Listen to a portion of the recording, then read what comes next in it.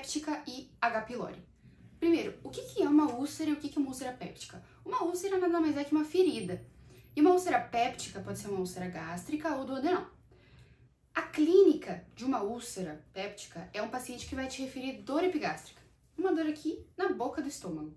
A diferença da úlcera duodenal para péptica é que a úlcera duodenal tem a característica de doer e piorar em jejum. E quando o paciente come, a dor passa, melhora. E na úlcera gástrica é o contrário. Na úlcera gástrica, a gente vai ter um paciente que vai te referir que em jejum ele tá de boa, mas quando ele vai almoçar, ele vai jantar, a dor piora. E agora vamos entender um pouquinho sobre... um pouquinho só da fisiopatologia, só para pincelar, e um pouquinho sobre os fatores de risco. Bom, a gente tem que entender que no nosso estômago tem umas células chamadas células parietais. E essas células parietais, elas liberam ácido no nosso estômago para a gente conseguir fazer digestão e também para nossa proteção. Só que essas células, elas são estimuladas por outras coisas. Uma dessas coisas é a acetilcolina. A acetilcolina é liberada, digamos assim, pelo nervo vago. E a acetilcolina vai lá e estimula a célula parietal a liberar o ácido. Também tem as células G do antro do nosso estômago. E essas células G acabam estimulando as células parietais a liberarem esse ácido, ok? Guarda isso para depois a gente usar no tratamento. E os fatores de risco? Os fatores de risco, o principal deles é o uso crônico de AINES. Por quê? Os AINES, eles atuam bloqueando as prostaglandinas. E sabe o que a prostaglandina faz lá no estômago? Ela protege contra a acidez. Por isso que quem usa AINES por tempo muito prolongado pode ter um risco maior de ter uma úlcera. E também o H. pylori. O H. pylori é uma bactéria gram-negativa, a gente já vai comentar um pouquinho mais sobre ela. Mas o H. pylori é um fator de risco / etiologia de úlcera péptica. Também os tabagistas e etilistas e afins. E o que a gente tem que saber? Geralmente algumas provas acabam cobrando a classificação de Johnson, que ela nos diz, essa classificação nos dá onde que está a localização dessa úlcera no estômago. Johnson 1 costuma ser a úlcera na pequena curvatura no antro. Ela geralmente é hipoclorídrica. O que significa isso? Significa que a barreira protetora do estômago diminuiu o bicarbonato, diminuiu a prostaglandina. Johnson tipo 2 é aquela úlcera dupla.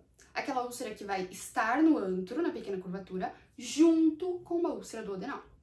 Essa úlcera costuma ser hiperclorídrica. Significa que tem muito ácido. Johnson tipo 3 é a pré-pilórica, também hiperclorídrica. E a tipo 4 é aquela na pequena curvatura, só que na porção mais alta. E costuma ser hipoclorídrica. Bom, e como que eu vou fazer o diagnóstico de um paciente que tem uma úlcera péptica? Primeiro, a clínica vai me ajudar muito. Só que eu preciso ter uma visão direta. E também, uma coisa que eu quero que fique claro, uma úlcera gástrica não vira câncer. Isso não existe. Porém, a carinha da úlcera gástrica muitas vezes pode se parecer com a carinha do câncer gástrico. Por isso que toda úlcera gástrica tem que ser biopsiada. Então, o que eu preciso fazer? Vou usar um exame chamado endoscopia digestiva alta e aí eu vou biopsiar se for uma úlcera gástrica. Porém, se for uma úlcera duodenal, não é necessário você fazer a biópsia. Então, eu vou ir por visão direta e vou fazer o diagnóstico dessa úlcera. Aproveitando que eu já estou com o endoscópio, eu posso fazer o teste da urease. O que esse teste faz? Ele vai diagnosticar, me dizer se tem a presença de Helicobacter pylori ou não. Porque aí eu posso tratar caso tenha. E quais são as indicações para erradicação do Helicobacter pylori? Primeiro, úlcera péptica, certo? Então, sempre que eu tiver uma úlcera péptica, eu vou fazer a erradicação do Helicobacter pylori e a gente já vai entender o porquê. Outra coisa, linfoma malte, ele é muito associado a Helicobacter pylori, então eu vou fazer a erradicação. História de neoplasia, tanto pessoal quanto familiar também, eu vou fazer a erradicação de Helicobacter pylori. O que é o Helicobacter pylori? Ele é uma bactéria gram-negativa, só que ele não é uma bactéria ruim. Na verdade, grande parte das pessoas tem essa bactéria no estômago e costuma ser assintomática. Mas o que acontece? A intenção da bactéria é boa, só que acontece é que o nosso organismo ataca ela. O que acontece? O Helicobacter pylori, ele quer ficar ali no estômago, só que é muito ácido. Então ele precisa criar um meio básico um meio legal para ele ficar ali. E o que ele vai fazer? Ele vai pegar e vai transformar aquele meio em básico, vai alcalinizar esse meio para ele poder ficar ali dentro.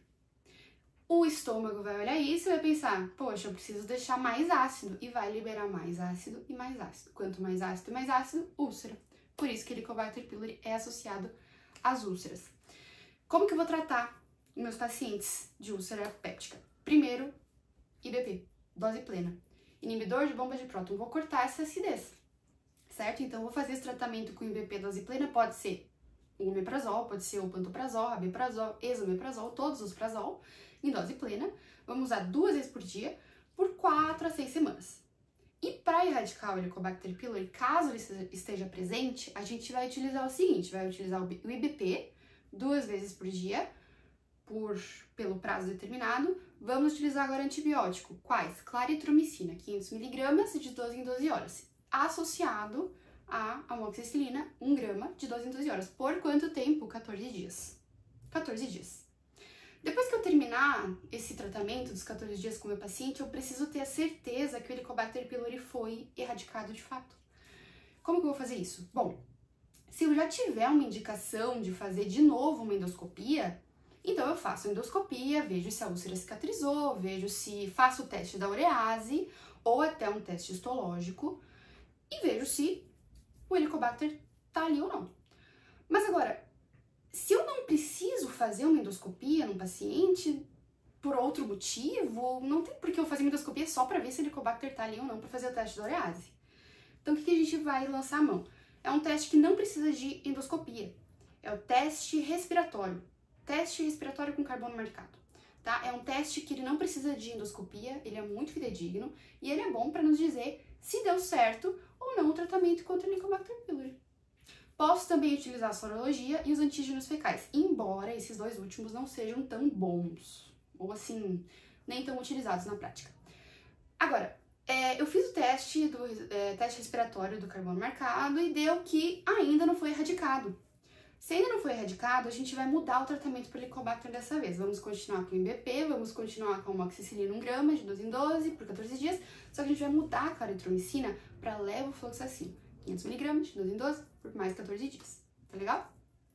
Bom, e tem tratamento cirúrgico para as úlceras pépticas? Tem, em 2 situações. Se eu tiver uma complicação das úlceras ou se eu tiver uma indicação de cirurgia eletiva.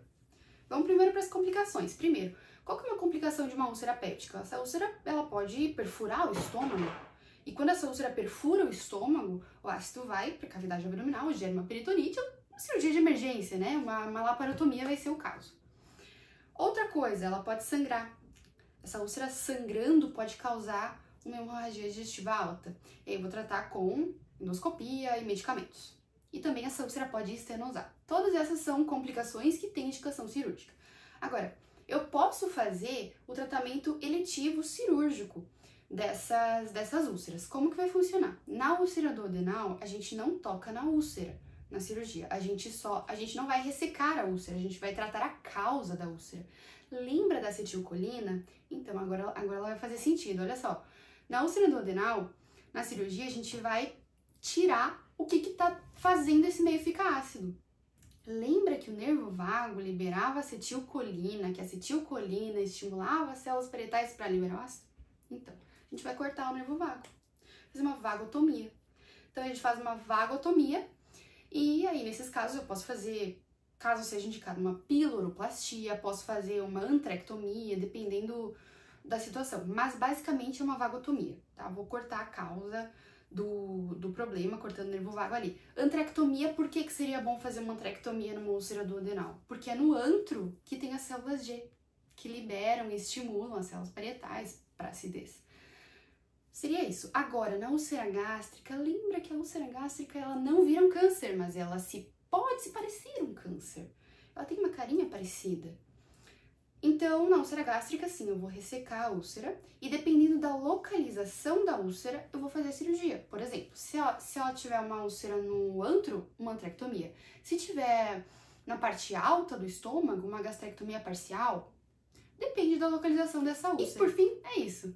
Úlcera péptica e H. pylori é um tema bastante frequente também bastante frequente nos consultórios. Espero que eu tenha ajudado e esclarecido um pouco vocês. Um beijo!